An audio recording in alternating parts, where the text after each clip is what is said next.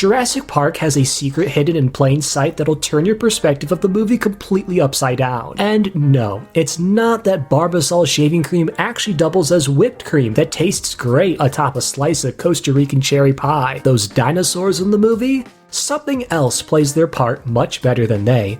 The pesky little humans who figured out how to clone them from DNA found in million-year-old fossilized mosquitoes, but who couldn't be bothered to buy an automatic door so park workers could safely load an angry velociraptor into its enclosure without ending up as an appetizer. Humans are the true dinosaurs of Jurassic Park, and in this video, I'm going to argue why. It's not just a fun lens through which to interpret the movie, but it also reveals exactly how the filmmakers conveyed the theme of humanity's hubris ultimately being its downfall so brilliantly. Because the movie's takeaway is this: you mess with Mother Nature, and she'll make your fixed roof car into a convertible without warning and free of charge. Maybe it's something that director Steven Spielberg has been waiting for somebody to notice too. And for 30 years he's tossed and turned inside his king-sized 4-poster bed inside his $6.5 million Pacific Palisades mansion. Let's give the poor man the break he deserves. Hold on to your butts.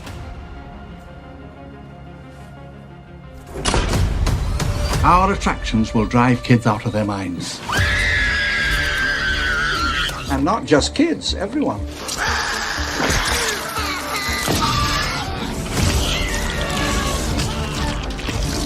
Welcome to Jurassic Park. To start off my little analysis, I first need to ask an age-old question, because its answer is crucial to understanding why the people in this movie are more dinosaur-like than the actual dinosaurs. And that question is, what killed them all off in the first place? Did they all get incinerated by aliens with lasers? Did they all get lost in the frozen aisle at Walmart? And is that where dino nuggets come from? Well, the most widely accepted theory is that a 6-mile-wide asteroid struck the Yucatan Peninsula in Mexico 65 million years ago, throwing up enough dust and debris into the atmosphere to completely upend the planet's climate. This catastrophic incident wiped out over 75% of the world's species, and the dinosaurs? Let's just say Mother Nature firmly relegated them to the imaginations of those who found their bones, and to being box office gimmicks for Hollywood blockbusters like Jurassic Park. Now, I'm going to connect all of this to the movie in a very interesting way, but I have to briefly stop and clarify one thing, because I know there'll be that guy out there who gets all snarky and is like, actually dinosaurs didn't go extinct. They just evolved into birds. So for this point in my argument to work, I need to let you know that when I say dinosaur, I'm referring to all the non-avian ones. Your T-Rexes, Triceratopses, Velociraptors, ones like that. While yes, it's widely believed that birds are dinosaurs, they started branching away into their own species about 100 million years before the asteroid killed what would become the stars of the Jurassic franchise. So you could say that what I'm talking about are like the cousins of modern day birds, a couple of times removed. Now in Jurassic Park, just like when the asteroid collided with the Earth, destroying the planet's environmental status quo and killing all the non-avian dinosaurs, when the villainous Dennis Nedry shuts off the theme park's power system so he can take part in his newfound hobby of stealing dinosaur embryos for rival companies, all the humans on the island suddenly found themselves to be about as helpless as a Neolithic caveman at the New York Stock Exchange. Because things like air conditioning, electricity, heated toilet seats, they're all integral aspects to our human-made environment that we've become dependent on over time. We as a species have traded spears and survival skills for TV remotes and lean cuisine microwavable dinners. Take away those creature comforts and you'll quickly find yourself vulnerable to the creatures that are about to come for you. And as is portrayed in Jurassic Park, it's a devastating adjustment for the humans to make. For instance, when Dennis takes the park offline, those handy-dandy electric fences keeping the T-Rex on her strict go-only diet aren't all that effective anymore. She can now broaden her food palette, and the humans sitting in the electric cars right outside her cage don't exactly have a bite force of 35,000 newtons to snap back with. Coupled with the fact that they're waving flares like they just don't care, to the T-Rex they're about as delectable as the chocolate volcano from Rainforest Cafe, with a little cardio involved. Some extra exercise to chase it down is fine though,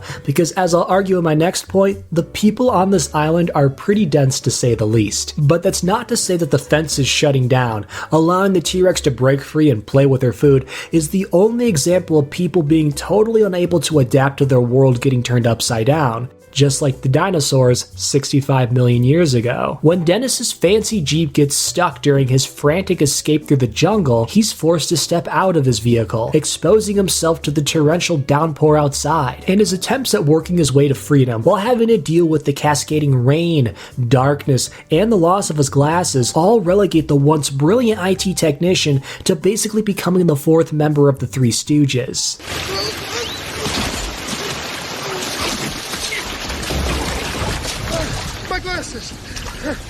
I can afford more glasses. It's really quite a contrast from his behavior earlier in the movie. Seated in a cushy chair inside an air-conditioned interior, humming with the advanced computer systems keeping the park online, all within a single one of his keystrokes, Dennis bragged about his capabilities and the power he wielded like a king on his throne. I'm totally unappreciated in my time.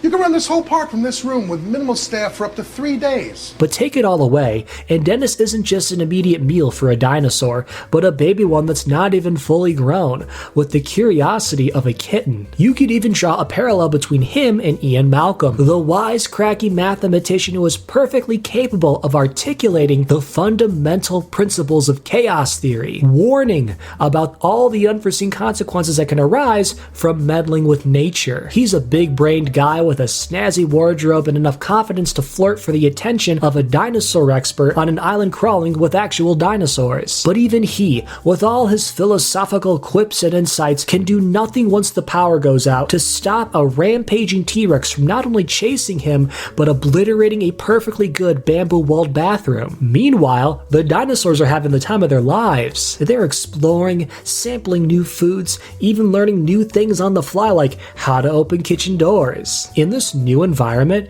they're flourishing, while the humans are struggling to hang on. But it's not just their inability to adapt in the aftermath of catastrophe that gives the people of Jurassic Park something in common with the animals they thought they had control over.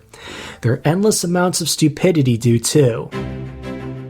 It's pretty widely believed that, when it came to intelligence, dinosaurs were to humans as a 6-year-old is to theoretical physicist Michio Kaku. That's not to say they were idiotic creatures. They dominated the Earth for over 150 million years, which is only a little bit longer than The Simpsons has been on for, so clearly they were doing something right. But despite that, to the best of our knowledge, they weren't building rocket ships or setting up moon colonies. They weren't, suffice to say, smarter than us. Otherwise, they'd be making YouTube videos and not me. However, in Jurassic Park, the dinosaurs are regularly depicted as being the superior species, even when it comes to intelligence. They make the humans on the island look like they're a few strands short of a complete DNA sequence, if you know what I'm saying. For example, you've got a lawyer, Donald Gennaro, running from his car after locking gazes with the T-Rex and hiding in a bathroom, sending the children inside into a complete panic, fueling irrational decision-making, like deciding to wave around a flashlight to distract a T-Rex from a car it's not attacking. Then the T-Rex sees the kids inside, of course tries to get a little midnight snack, prompting Dr. Alan Grant to step up and distract it with a flare, until Ian Malcolm, I don't know, gets a little jealous the T-Rex is giving Grant more attention than him or something, because Malcolm tries to break up their fledgling romance with a flair of his own, and that Malcolm charm works a little too well, because the T-Rex totally dumps Grant and stomps her way over to him in what seems to me to be an infatuated haze, which leads to the two crashing down the bathroom Gennaro is hiding in, and the most iconic death in the entire franchise.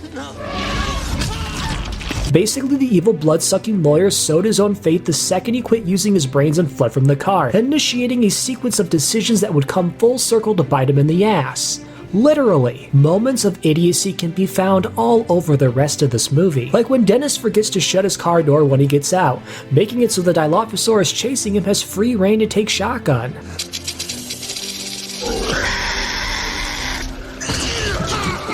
If that's a bit of a stretch for you, consider the fact that he alone, a vocally disgruntled employee, was put in charge of the park's security systems by Mr. John Hammond. Dennis, Our lives are in your hands and you have butterfingers? And speaking of Hammond, what kind of a grandfather sends their own grandkids into an untested park with man-eating dinosaurs without a security detail? The whole reason he's inviting everyone over in the first place to win investors' trust is only because a man got eaten. Guess you didn't really spare no expense, did you, John? The next point I want to talk about after this really seals the deal on my argument that humans are the true dinosaurs of this movie, but I can't pivot to it quite yet without first touching on how much smarter the dinosaurs are compared to people. It is crazy. Like in this movie, the dinosaurs are on the verge of getting admitted into Harvard. Once the power gets shut off, they realize that they've got a ticket out of their enclosures basically instantly. You'd think the wire that had been shocking them with 10,000 volts their entire life would maybe be something they're a little cautious around, or just straight up terrified to brush against. But nope. The T-Rex is already ripping through those rigid metallic wires like it's a plate of vegan spaghetti. By far and away, though, the Velociraptors are most definitely the valedictorians to be. The park's game warden, Robert Muldoon, even explains in one scene how the raptors have a strategy of attacking their fences to test it for systematic weaknesses. Still, that's nothing compared to when the raptors set a trap for Muldoon. You've got one standing in the distance to distract him while the other surprises him by sweeping in from the side, making sure to dramatically pause so he can see her smile before she attacks. Then the raptor basically raptures him into the next life. It's like she's performing a Shakespearean tragedy for the other one in the distance. All in all, it's a sad state of affairs for the stupid little humans on the island who greatly underestimated their dinosaur counterparts. Perhaps it's no surprise then that they're rendered extinct on it.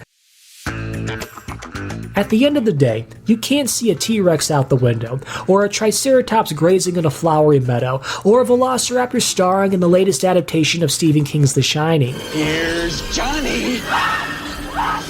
Because they're dead.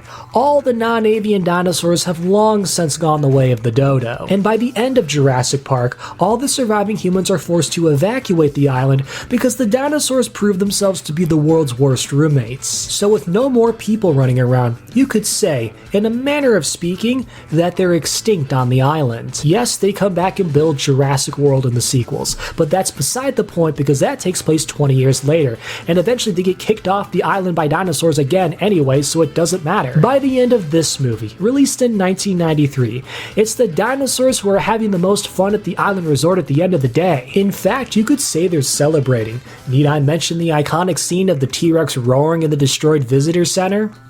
She's the only one visiting it now. It's not just the humans' physical presence that weakens and eventually fizzles out, though. Their control over the island and the original idea they intended for it also goes extinct as well. Take the fences, for instance. Jurassic Park was originally supposed to be neatly organized so as not to encourage dinosaurs to literally take one another out for dinner. But with the collapse of the park's security systems and presence of people to bring it all back online, the dinosaurs are suddenly able to get acquainted with their neighbors. You've got Brachiosaurs wandering into the T-Rex paddock, T-Rexes wandering into the fields of Gallimimus, Velociraptors have taken up residence in the shadows of underground bunkers. Everyone's moving around and testing out new living situations. And while Dennis did his part to damage Jurassic Park's security systems, the dinosaurs are swift to help him out, flipping cars, knocking over computer monitors, denting expensive dishwashers, all of which works to devolve the idea of what Jurassic Park was supposed to be, a place that people could go to wonder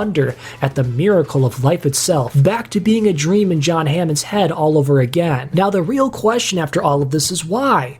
What's gained by presenting humans as dinosaurs? It's simple. By having dinosaurs be resurrected from the dead, essentially undoing what Mother Nature intended, and presenting humans as getting wiped off the scene entirely being the result of bringing them back, it helps portray the story's thematic statement that if humanity messes with nature and tries to play God, there will be horrifying consequences. Let's take a look at the scene where Donald Gennaro gets eaten off the toilet, or as I like to call it, horror at its finest. Because bathrooms are kind of like a safe space, a place where you're at your most vulnerable, but usually you can still count on others to respect your privacy, and because of that, you feel protected and safe in them. But dinosaurs and the greater natural world they personify don't care about social norms. They're utterly indifferent to human ethics and have no reservations about violating them, presenting humans as not just being unable to defend themselves from dinosaurs, but not being able to do so in their most sacred of spaces when they're at their most vulnerable expertly showcases the outright disturbing consequences that can arise from disrespecting the natural order. At the same time,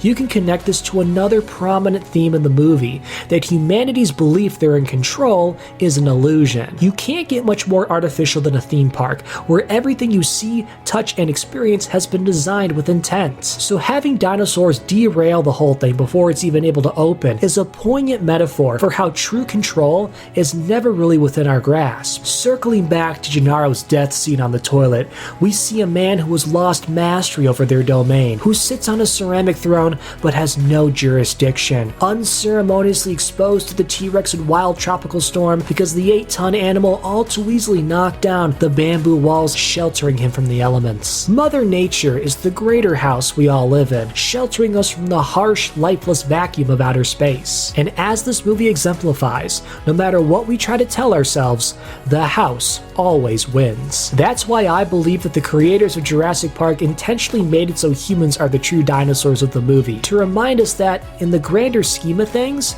we're just as expendable as they. Now, if you'll excuse me, all this talk about theme parks has inspired me to pursue my lifelong dream of creating one filled with exotic animals. But since using dinosaurs is obviously an insanely stupid idea, I'll instead opt for domesticated pets, and my 16-year-old cat TC will have to do. Or as he shall henceforth now be known as, TC Rex.